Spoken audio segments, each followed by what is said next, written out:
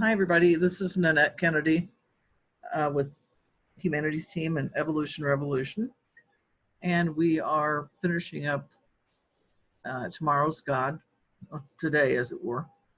And Linda will be doing the reading. And we've got Mary and Sarah and Angela and Bima with us so far. And people may join as we get going here. And next week, we're going to, excuse me, we're going to be reading The Storm Before the Calm, as was suggested by Neil, that we read that one, even if we've already read it, because it's very pertinent to what's going on around the world. And we'll get into that here in a little bit if you need more details, or if Linda can think of any more details on that. But Linda, would you like to go ahead and take it away? Sure. So, okay, so just while we're talking about that, right, there is a two-book series that Neil wrote, Conversations with Humanity, as opposed to Conversations with God. And the first one of that series is The Storm Before the Calm, and that's the one we'll start next. Then the one after that one in that series is The Only Thing That Matters. So I think based on his recommendation, those will be in series. We'll read those next.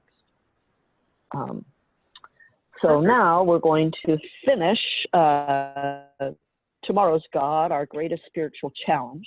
We have 2 chapters to read, and I'll pause after the last chapter before the closing to see if we want to have a discussion before we read the closing.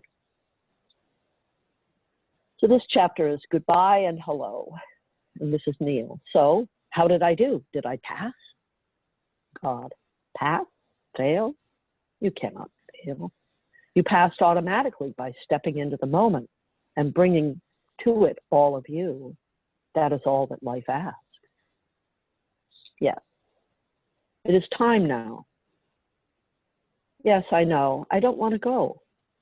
We must. This has been a good conversation, a good long one, and now we must end it.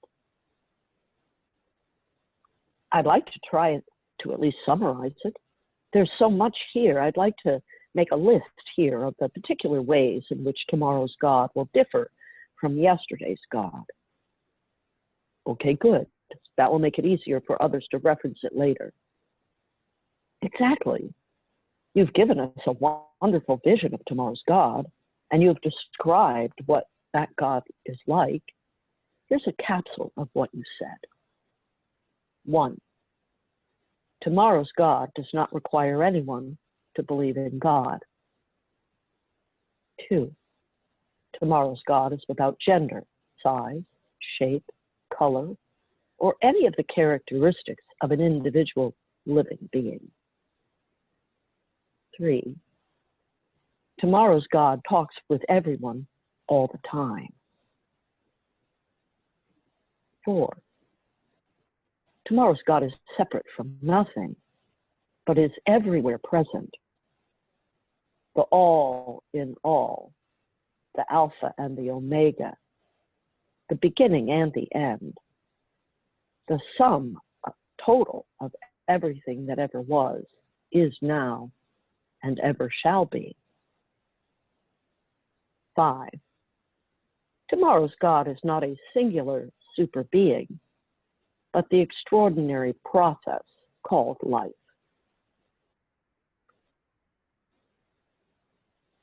Tomorrow's God is ever changing.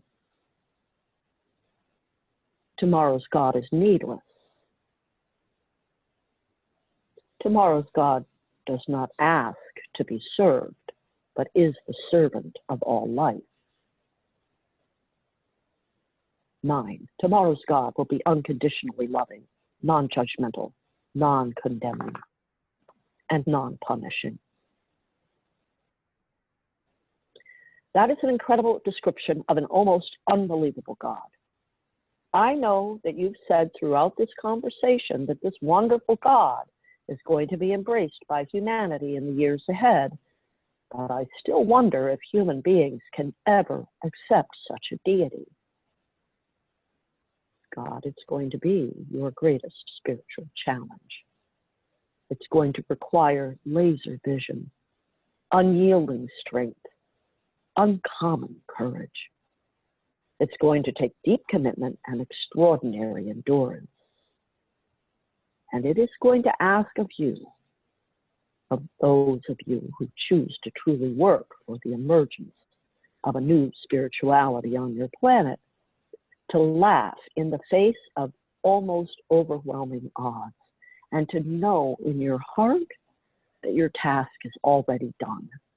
It is just a matter of time. You may not be here in your present physical form to see its conclusion, but you will watch its conclusion nonetheless. I will call you to the moment when the moment arrives, and I will say, look, you set it to motion. Well done, friend of the earth. Well done, friend of the people. Well done, friend of life and love and God. Go now and share this with all nations. Begin the civil rights movement for the soul. Free my people from their belief in an angry oppressive, demanding, restricting, violent, and killing God. Free my people and save your world. Preserve it and preserve it for your children and theirs.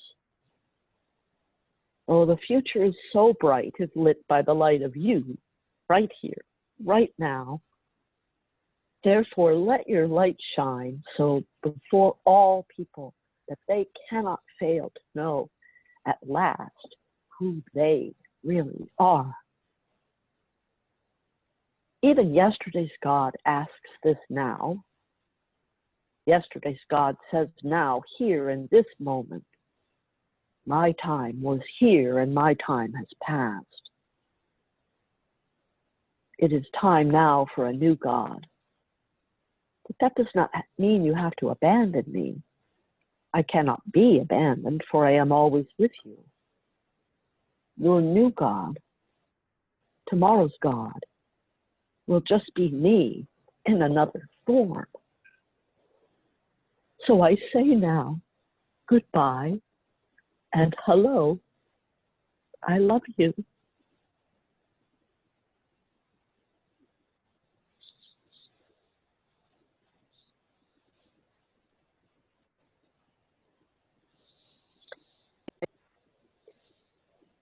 Wow, is that the end of the chapter? It is. Wow. I don't have the book in front of me.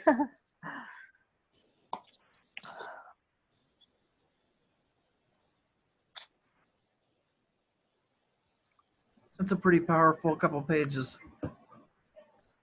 Yeah. Like I can't get through it without crying.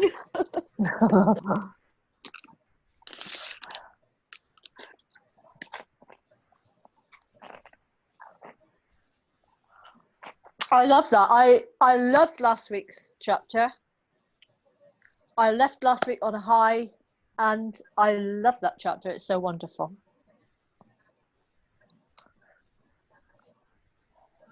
Yes, I agree. I think it's something I probably will reread again before next week. I like the handy dandy list. Yes.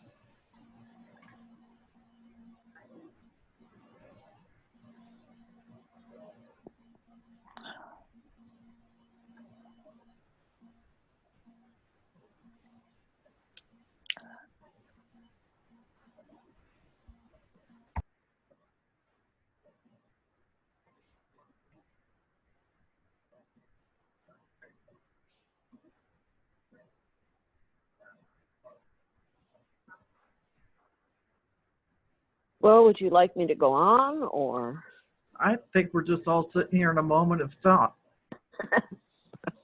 You know? Well, And- I was going to say I'm speechless. Mm-hmm. I was going to just suggest, Shabana, that you do the meditation, but if you're speechless, maybe it's not such a good idea. The other thing I could do is I could read it again. That might be a good idea. Yep. Why don't you do that? Okay, I'll do that. Okay, this is chapter 25, Goodbye and Hello. This is Neil. So how did I do? Did I pass? God. Pass? Fail? You cannot fail. You passed automatically by stepping into the moment and bringing to all of you, it to all of you. That is all life asks. Yes. It is time now. Yes, I know. I don't want to go. We must. This has been a good conversation, a good long one. And now we must end it. I'd like to at least try to summarize it. There's so much here. I'd like to make a list here of the particular ways in which tomorrow's God will differ from yesterday's God. Okay, good. That will make it easier for others to reference it later. Exactly. You've given us a wonderful vision of tomorrow's God, and you've described what God is like. Here's a capsule of what you've said. 1. Tomorrow's God does not require anyone to believe in God. 2. Tomorrow's God is without gender, size, shape, color, or any of the characteristics of an individual living being. 3. Tomorrow's God talks with everyone all the time. 4. Tomorrow's God is separate from nothing, but is everywhere present. The all in all, the Alpha and the Omega, the beginning and the end, the sum total of everything that ever was, is now, and ever shall be. 5. Tomorrow's God is not a singular super being, but the extraordinary process called life. 6. Tomorrow's God is ever changing. 7. Tomorrow's God is needless. 8. Tomorrow's God does not ask to be served, but is a servant of all life. 9. Tomorrow's God will be unconditionally loving, non-judgmental, non-condemning, and non-punishing. This is Neil. That's an incredible description of an almost unbelievable God.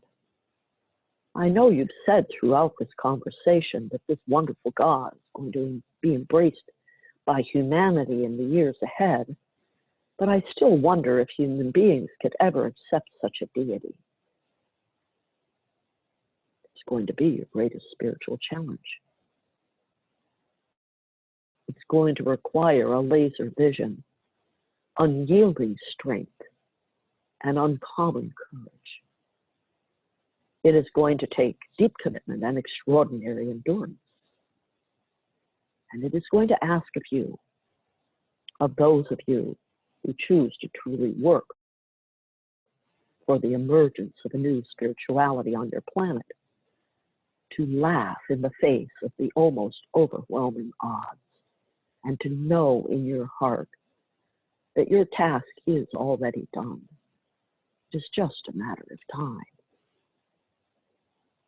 You may not be here in your present physical form to see its conclusion, but you will watch its conclusion nonetheless. I will call you the moment when the moment arrives, and I will say, look what you set into motion.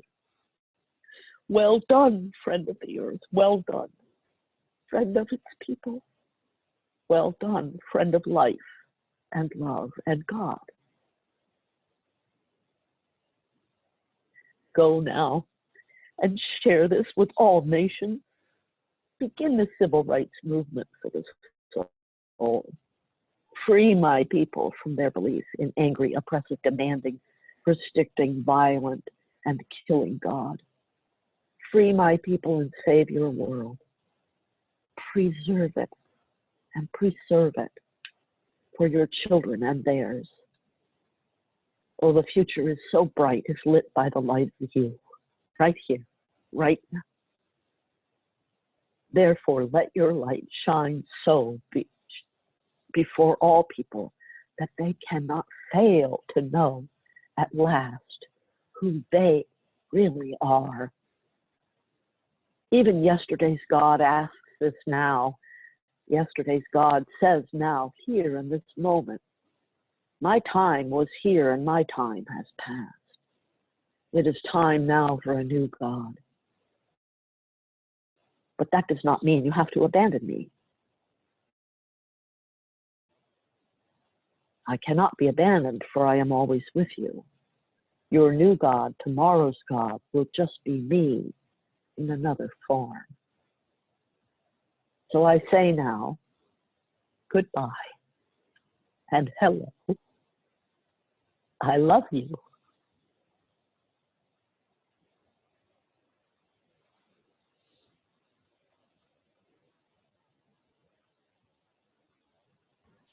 Thank you.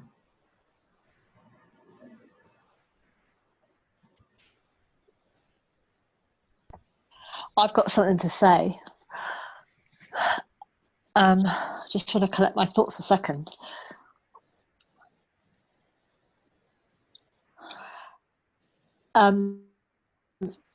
He said that, let your light shine.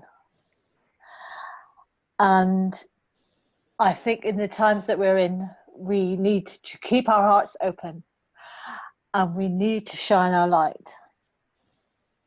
Because I do actually think I've had a terrible week and things have been brought to my attention, and I do actually think that there are evil forces at work. I really do think that.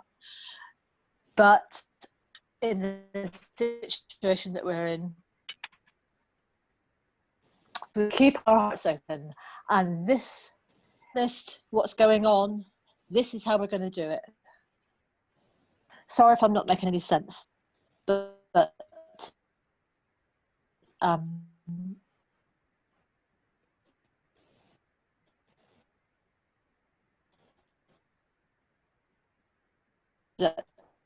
that's just what I need. Thank you. A lot of people have said exactly what you just said about forces that are not godly. And I'm glad you spoke up, because now I know which way to take the meditation. Thank you.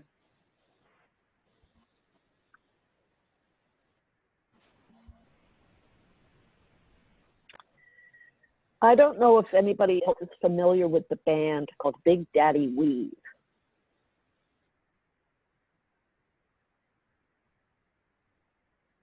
I'm not familiar. And that's how they're categorized. They have a song, and it is the most perfect song for this conversation.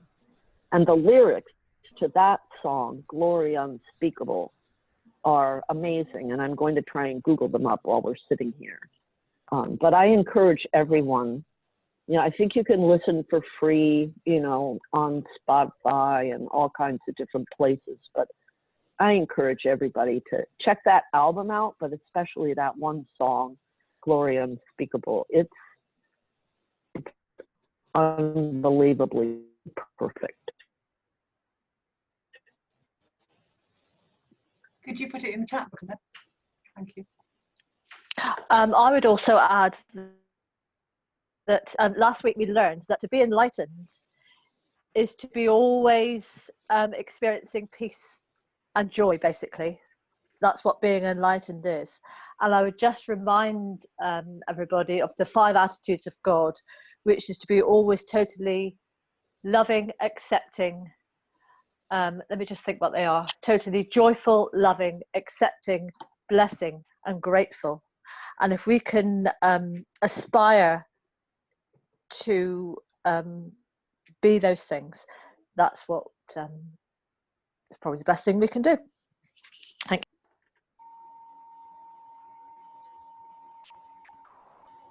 One of the things I found comforting about this chapter is this notion that I might not be here in this body to see it unfold, you know, but that doesn't mean that what I'm contributing isn't important and required. So that makes me feel better about feeling like being in the middle of a process that I might not see the end of.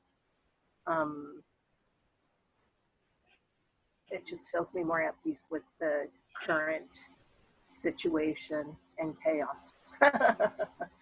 Another point that I would like to hear from Linda on perhaps is when people are talking about like evil forces and ungodly forces, if everything is God, how does that fit into that conversation? Just I would like Linda's perspective on that because I have an issue with trying to reconcile those two things. The idea that there is something evil and ungodly if everything is God. Thank you. Well, this is always a difficult conversation because most people believe in the dichotomy of good and bad. Right. And so the issue really becomes that there is no dichotomy. There is no good and bad. There only is the expression of divinity in form. And it is our earthly bodies and our earthly minds that create that division and separation between us. So there is no evilness, because if everything is a function of divinity, you know, God didn't create the devil. The devil is merely the lack of awareness of God. And it happens, I think, quite easily because in our physical form, we've become very dense and we've become very earthbound in our energies and in our interpretations of what we're seeing. This last week was, you know, I know Dima said it was the last bad week. It was a bad week, you know, and there is no like good and bad, but it was a bad week for everybody. This whole conspiracy theory, the pandemic thing that's been obsessing people, and it's been obsessing even smart people, and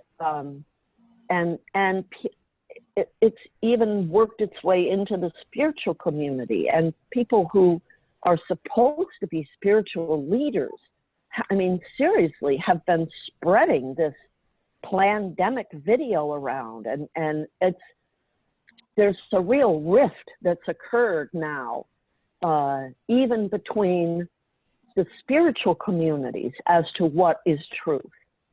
And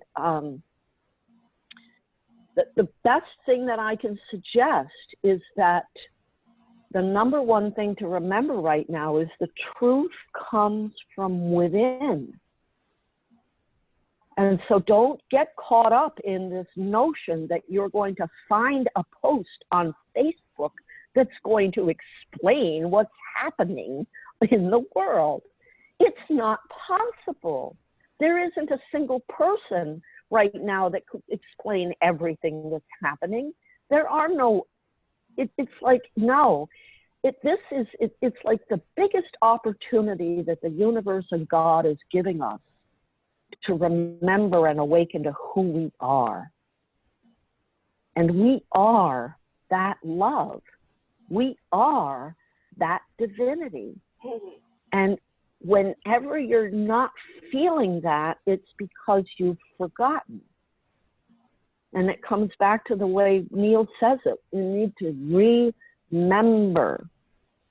So if you're thinking that there's evil in the world, you need to remember. Come back into yourself. Do your meditation. Go inward. Find your center. And every time you find yourself tipping away from that center, you need to be consciously bringing yourself back. This isn't going to happen if we continue to live on automatic pilot. An automatic pilot is the one who's got all the answers. Oh, that's evil, that's the devil, he's bad, they're no good. Like, you got to get out of that. It's like this chapter says, and it's like God says in this chapter, this is our biggest spiritual challenge. We are in it right now. I don't know if that helps, Mary. Yes, it helps very much. And as you started talking, the first thing I thought, before you even said words, it was almost like I asked the question and then I felt the answer, which is the 3D versus 5D or whatever, 10D, 11, however many Ds there are, the perspective, right? Here in this 3D perspective, it's very easy to fall into this. There's this evil thing happening, and I don't fall into that. It's more like I wanted to know how to frame it for other people. I mean, I do a little bit, like I hate Trump, blah, blah. But like with the whole pandemic, I see it as a nature thing. This is a Mother Nature correction, in my opinion. And so as soon as I framed the question and your presence formed an answer, I felt the answer, which is, it's the perspective thing. It's the limited 3D perspective. We still fall into that dichotomy of good versus evil. But when we can shift into the higher perspective, then we know that all is one and all is God. And, the play that's playing out is beyond our imagination without being, we can't see the whole picture from the seat we're in. And it does require, even consciously shifting doesn't give you, but it gives you the perspective of like, oh yes, this is a God thing, even if it doesn't always feel like a God thing, because everything's a God thing. So thank you, yes. Yes, that was really good. And I want to add to that a little bit. And it's hard to do this imagery without thinking of point A being the beginning of a line and point B being the end of a line. So I'm trying to think of a way where you can make it a circle, or you can use the wheel or what are those, the weights of justice, the scales that go up and down. And if you think right now that, and neither of the positions are right or wrong, but we're all on this high, in this justice, if we're reusing that analogy. We're in that spot because we've known this was coming. And we didn't know what it was called. We didn't know it was going to be a disease. We didn't know if it was going to be war. We didn't know, but we knew something was coming. So while a lot of people were in extraordinary shock about this thing, there's a lot of us who are going, what took you so long? And so if you think of those that believe as we do, and I'm not making them wrong, but we're on that higher plane right now, with that lower plane being the other scale for the justice scales that's down low. And so they're going to be in that mire and goop that's hard to get out of, because it's hard to bring things back into balance if one of them is really overloaded with conspiracy theories and half a dozen other things that you hear on the news, which I can only take in about 10 or 15 minutes of the news, because within 10 or 15 minutes you start hearing about all the theories and you're like, it's like I could have had a V8. So I'm thinking, if it's this balancing that we're working on. And because it's new, it doesn't seem, I mean, I think it doesn't seem new to us because we've been talking about it, studying about it, reading these books about it. And so I feel like this high places, we have taken the time, and I'm not saying any of us are perfect, but we have taken the time to go inside. And, you know, even if it's 5 minutes at a time, where you just take a deep breath in and say, you know, and I think, Linda, you said something about this, or no, I think it was you, Mary, that, you know, we may not be around to see that balance come into play. But you know what? It's so beautiful to know that it's out there and in there in our hearts. And we're not going to be able to convince everybody. And that's the thing that gets me, is I want to be able to convince everybody. And that's, I'm just going to try to be a bright light every day.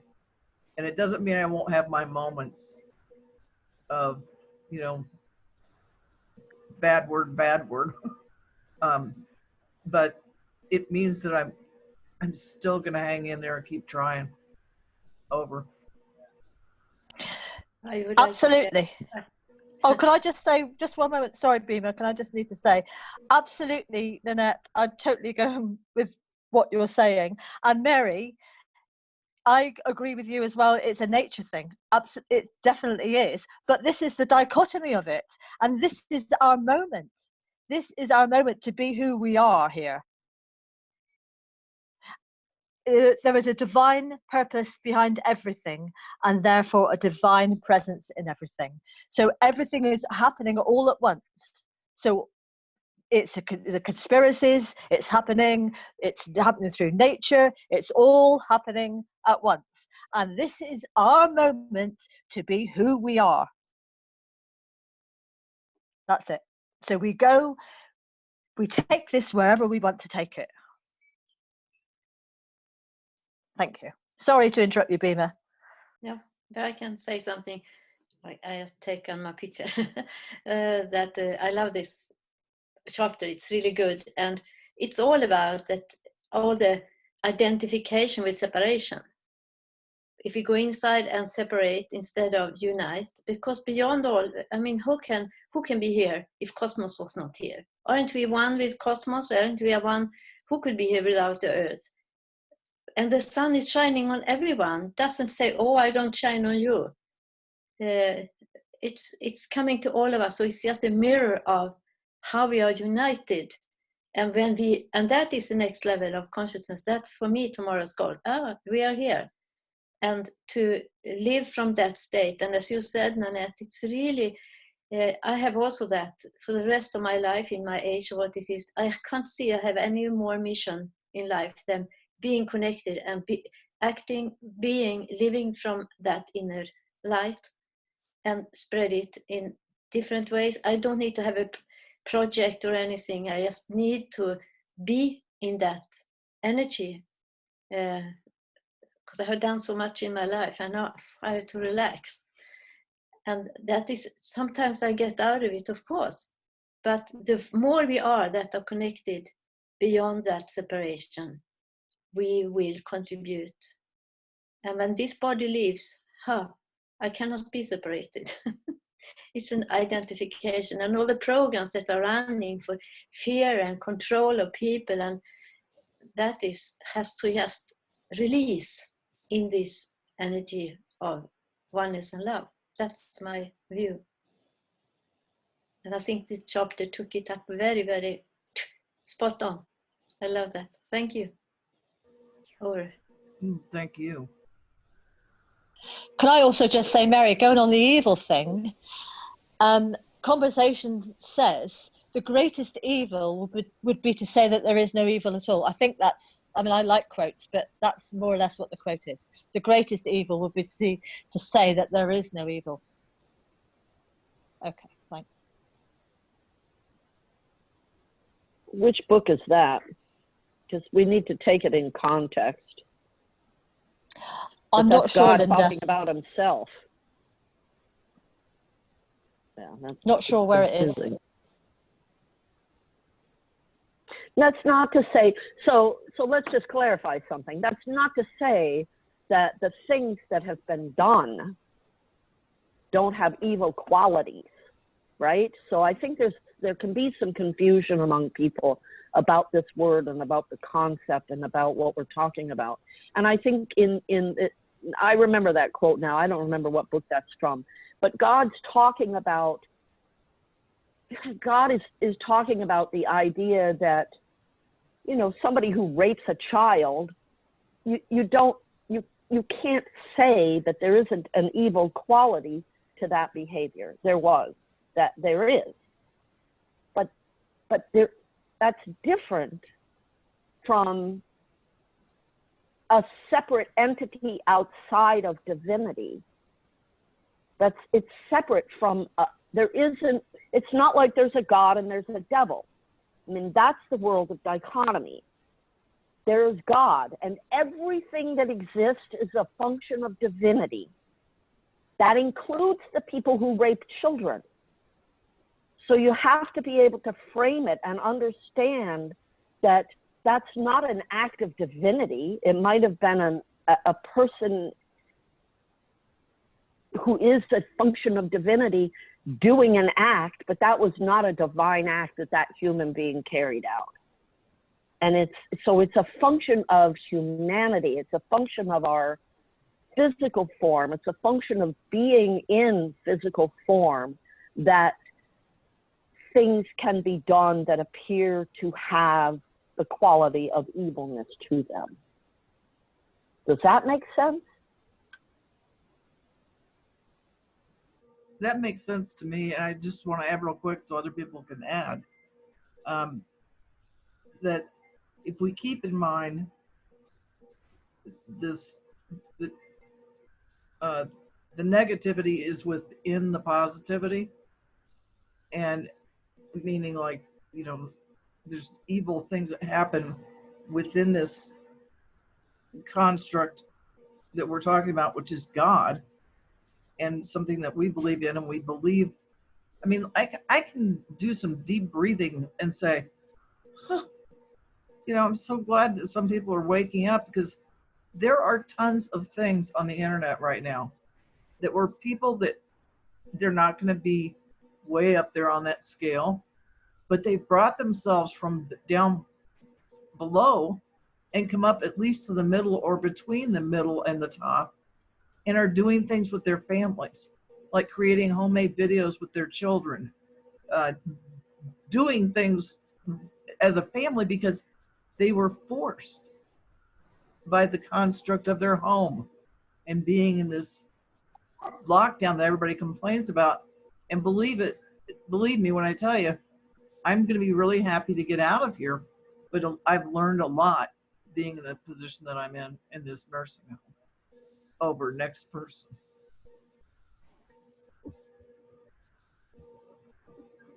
I just want to say I quickly Googled to see if I could find that quote by Neale Donald Walsch, and I didn't find that. But I found one where it said, let me look at it again because I can't remember. Evil is the greatest gift God ever allowed us to give ourselves, which is really interesting to me, because then that puts it into that realm of choice and of learning experiences of, like, what do we want to, like, who do we want to be? So evil is a great concept for helping us to understand the dichotomy, and who we want to be and what we want to create. I don't know if that's helpful at all, but and I'll spend more time looking to see if I can find the quote and see where it's from. But I just found that to be an interesting thing that popped up, because it put the concept into a place where I feel more understanding of it, if that makes sense. Thank you. Over. That's a very, very useful comment you've made Mary, because my definition of evil is the lack of self-compassion that I have. I mean, I don't love myself enough. And the first sign of it is judgment, when I start pointing fingers, because it's not out there, I'm simply projecting my own guilt. So what you read out just now, Mary, makes perfect sense, particularly, I mean, what I was speaking about first was the judgment and A Course in Miracles.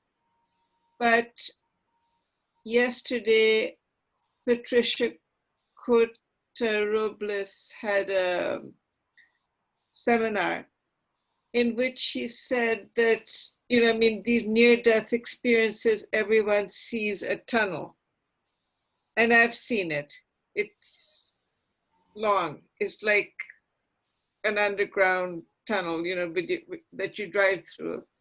And what she said is that there's no such thing as darkness, it's human miscreations. And I had a lot of them. It was a long tunnel. So I'm taking responsibility for the evil in my life and using it as a means to transmute my own self-hatred. Like, but I don't call it that. I just call it my potholes that need to be loved and covered over, if that makes sense. It makes so much sense. I remember, you know, I was raised Catholic, so the concept of sin, and then I left Catholicism behind, and with it, a lot of the concept of sin, and eventually just came to the conclusion that the only sin is the lack of love, you know, like when we're not loving either ourselves or others, when we're acting in an unloving way, that's what sin is. And as you were talking, I thought about really how much evil probably comes from that same place of people who are not connected to the love and the compassion and the oneness, because you can't do evil to other humans if you recognize the oneness. So anyway, thank you.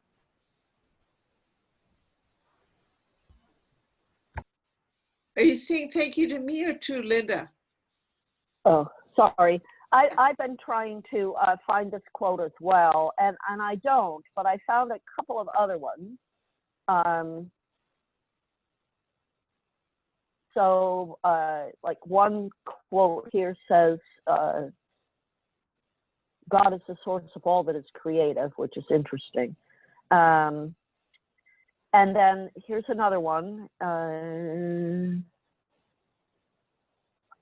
So this is God, this is Neil and then God. How can I see myself as great when I see all my foibles, all my mistakes, all my evil? And God's answer is, I tell you this, there is no evil. That's one.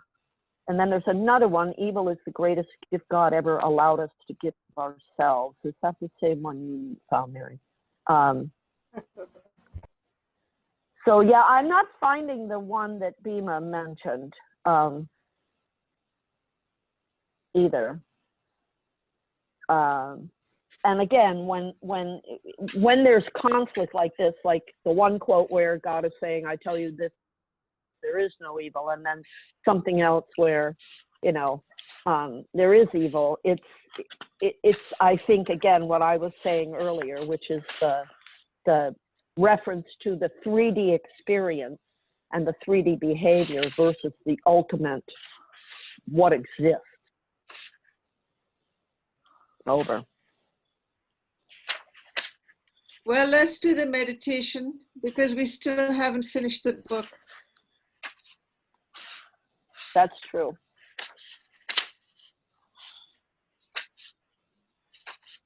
Are you can going to wait. say something, Angela? Yeah. No, sorry. It's Okay, okay. I was looking for the quote as well. Sorry. And I was just going to say real quickly that this conversation is so powerfully loaded with so many things. that I'm kind of glad we didn't finish the other part and that we can carry it over to the next week, because this is the powerful stuff that makes me so happy that I'm with this group of people that, you know, we've been together for, I don't even know how long anymore, but because I don't count things until I have to go, you know. But anyway, I think it's really beneficial for us to carry this over into next week, if everybody else agrees. Okay. Miss Shabana, take it away. Tomorrow's God, we're all apologizing to you here and now because we've slandered you, particularly in the 3 monotheistic religions. Each one of us has been trained to hate ourselves and punish ourselves and to do the same to our neighbor. So right here, right now, we thank you as a congregation for showing us that you are, that we've got you all wrong, that you are a loving being with no gender, no agenda, no needs, that you're here to serve us. So here's our first command to you. Teach us to love. Amen.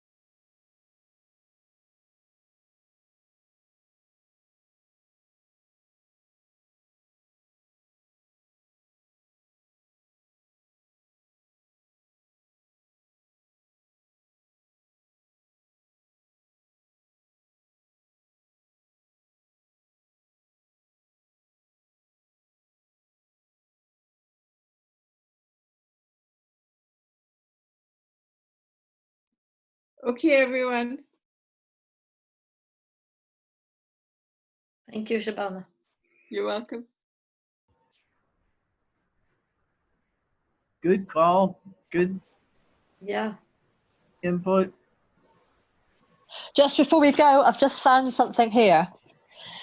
By that which you call evil, do you define yourself? And by that which you call good. The biggest evil would therefore be to declare nothing evil at all. That is on page 134 of book 1. You get a gold star, Angela Means. Thank you, Shabana. You're welcome. That was you guys are better at doing that faster than I am. Nanette, I looked in the book. It wasn't computer, it was in the book. You did a great job. Very impressive. It's like these, these sat navs. I worked for 10 years going around the country looking for addresses, and I used a map. These sat navs, I would never use them. I just used a book, a map, you know. Right, right. Yeah. Yeah, this has been a pleasure. It's Conversations Book 2, where he says, I tell you this, there is no evil.